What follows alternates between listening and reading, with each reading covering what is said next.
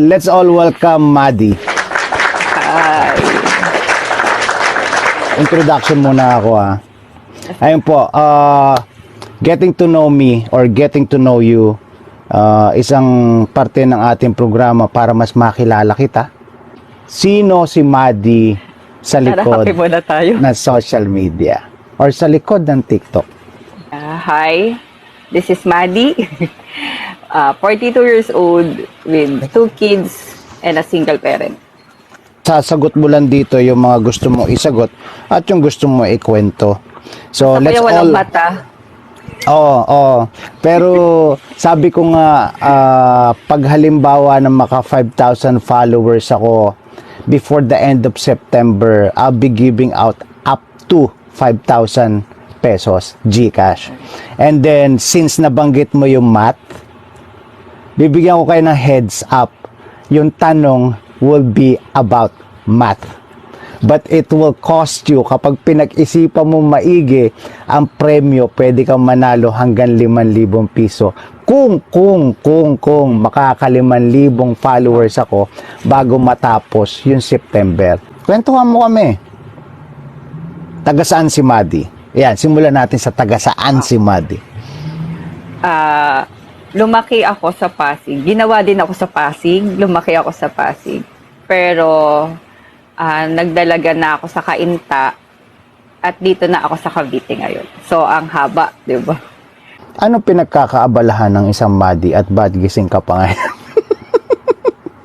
Kasi nangako ako. Okay.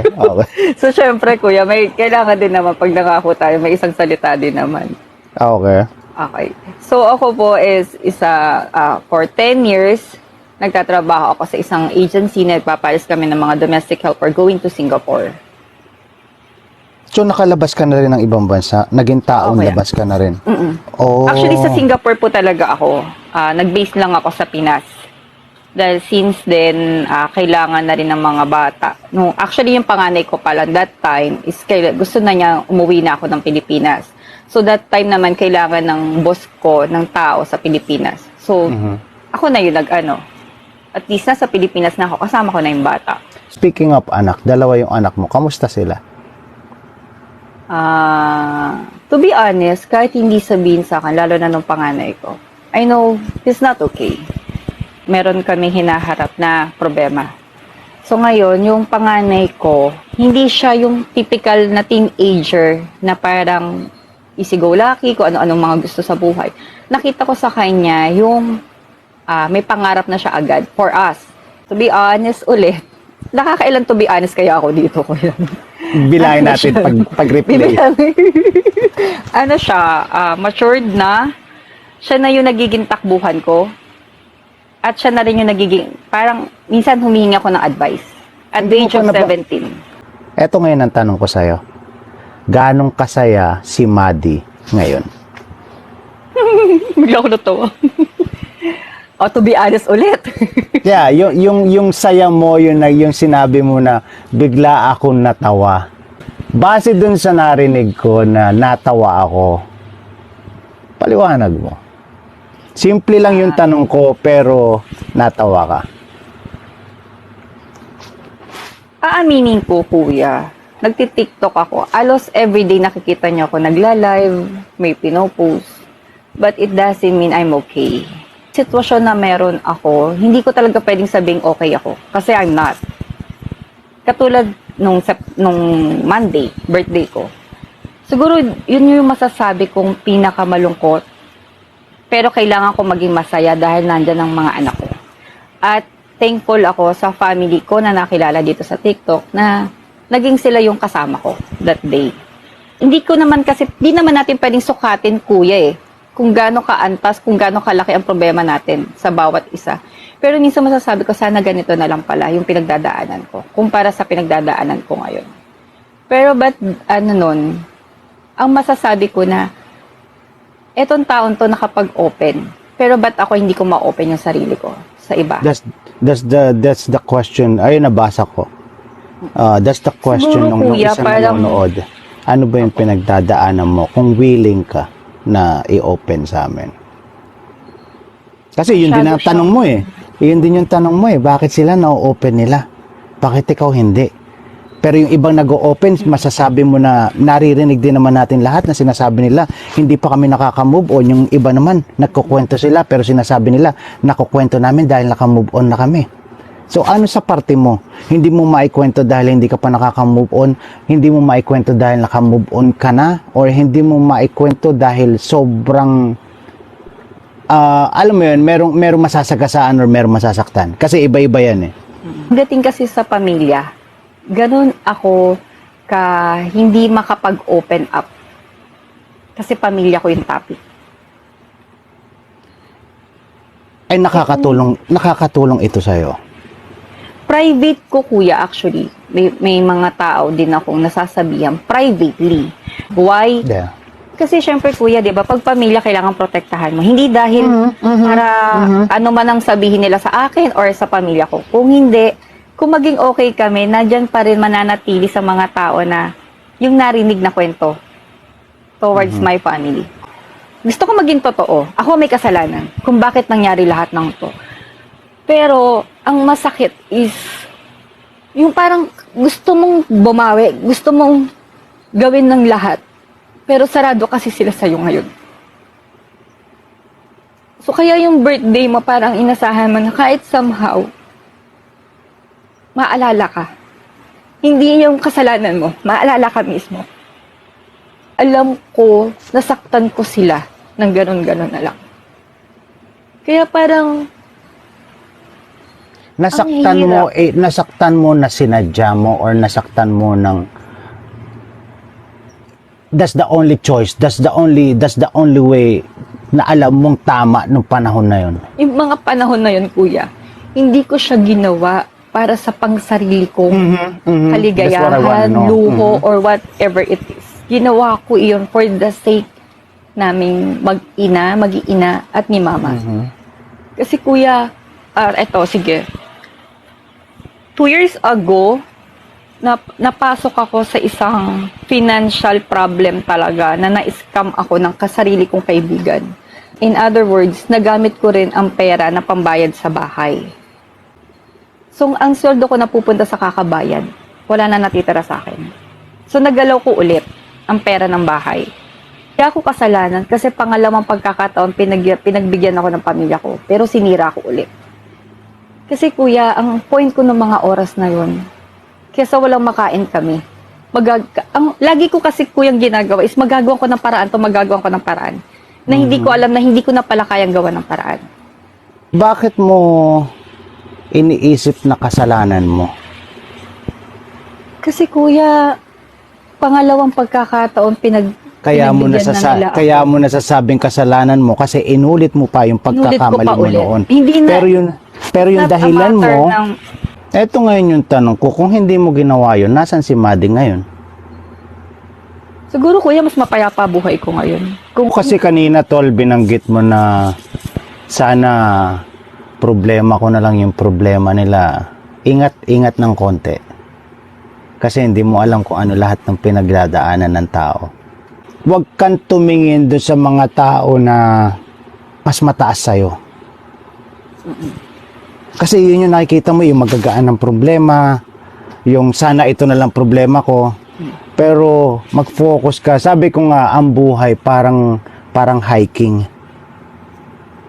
Kasi lagi ako nakatingin doon sa taas sa pupuntahan ko ha. Sana nandun ako. Sana nagpapahangin na ako doon. Kailangan nandun din ako para nakikita ko yung sunrise or sunset. Pagod na ako. Ayoko na, mag-give up na ako. Hindi ko na kaya. Mataas pa pala. Pero pag yuko ko sa baba, nakikita ko, shit, nagsisimula pa lang sila. At least ako kahit papano nandito na. So yun, sabi ko nga, ayokong panghimasukan masyado yan. Fight the big C. So ano yung biggest challenge mo na pwede mo i-share sa amin? Paano mo nalampasan at paano mo nilalampasan? Sa ngayon, kuya, kasi hindi ko pa siya nalalampasan. Pero siguro... Which is the same ba itong pinag-uusapan natin? Oo, Iyon pa yun, rin. kung tutusin, kuya, yun lang naman talaga yung pinakamalaking hinarap ko na problema eh. Kasi kaya kong lahat, basta kasama ko pamilya ko. Sa ngayon kasi, yung pinagdadaanan ko ngayon is all alone. Hindi ko kasama sila ate sa laban ko. At the same time, yun nangyari sa anak ko, sa bunso. Kasi, nanay ako eh. Pero kailangan maging tatay ako na matatag. Maharap ako sa kaso. 5 years ago, kuya, ang anak ko ay sa school nila, yung bunso ko, which is lalaki, na child abuse ng isang teacher aide. So until now, hindi pa nabibigay yung hustisya na dapat sa anak ko. So yun yung masakit, kuya, na hanggang ngayon, ako pa yung longing for justice na hindi naman dapat ako ang humahabol, kundi dapat na ibibigay na sa amin. Kasi 5 years ago na yan, napakahaba na. Pero every time na makikita ko yung anak ko na lumalaban siya sa kung anong pinagdaanan niya, sino ko para humindi? Sino ko para sumuko? Nanay ako eh. Bilang madi, pwede akong sumuko. Pero bilang ina, hindi ko kaya sumuko. Single parent, single mom, papa. Alin ang gusto mong unahin? Love life o si papa mo? Si Papa. Nasaan si papa mo? Yan ang lalo mabigat. Patay na po papa ko. Anong kinamatay niya kung okay lang? Heart attack. Kasi ano ko eh, papa's girl ako. So, kumbaga, nung nalaman ko yung nangyari sa anak ko, siya yung kasama ko talaga, all throughout. First hearing ko, inatake siya. Second hearing ko, patay na siya. Puro siya paalam, puro siya bilin. Pero may papunta nga ako ng hearing. Tapos biglang tumawag sa akin yung pinsan ko na si Papa, inatake. So salita ko sa kanya, Papa, magpadala ka na sa ospital, doon tayo magkikita. Masakit sa isang anak, makita mo yung isang taong iniidolo mo sa buong buhay mo. Kasi inon siya, angiogram, angioplasty. Na ang daming aparato sa katawan, hindi na nakakapagsalita kasi may tubo na. Alam ko napapagod na si Papa. Nasalita ko lang sa kanya, Pa, alam ko ako lang yung iniisip mo. Yung kaso ng anak ko, ipapanalo ko. Ako na bahala sa mga bata tsaka kay mama, magpahinga ka na. Pagkatapos kung sabihin na magpahinga ka na, yung monitor kuya, nag-flat na siya. May napanood nga ako na mas maganda, ayokong iyakan mo ko kapag namatay ako. Ayokong bigyan mo ko ng bulaklak kapag namatay ako. Ayokong sabihan mo ko ng I love you kapag namatay ako. Kasi ngayon ko kailangan lahat ng iyan. Which is nagawa mo para sa tatay mo. I salute you, tol. Eto ngayon, time machine. Kung sasakay ka sa time machine ko, saan mo gustong pumunta?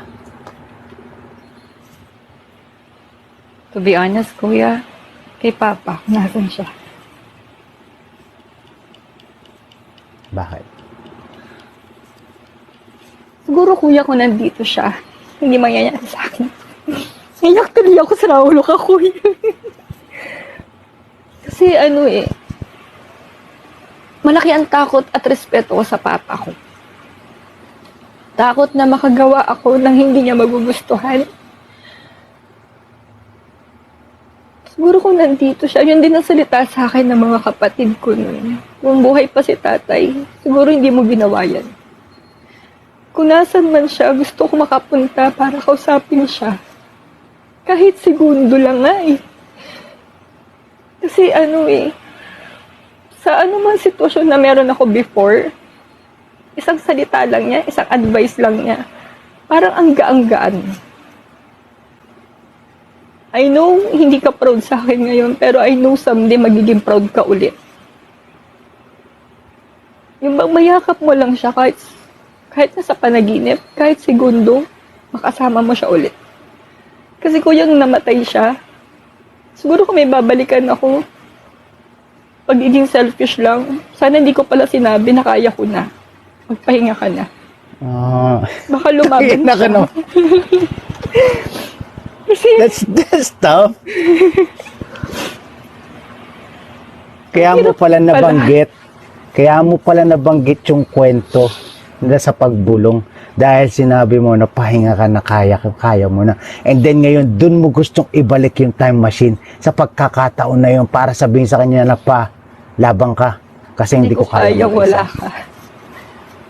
Ang galing.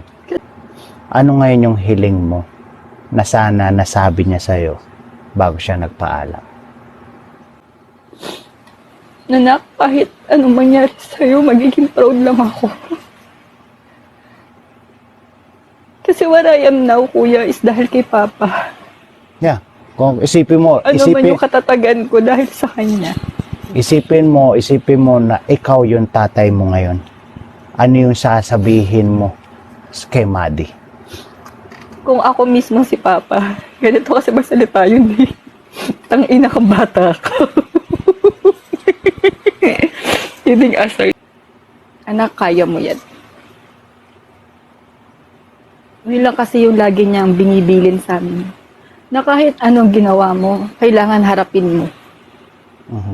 Huwag kang matakot, harapin. Kahit napakahirap mong harapin yan.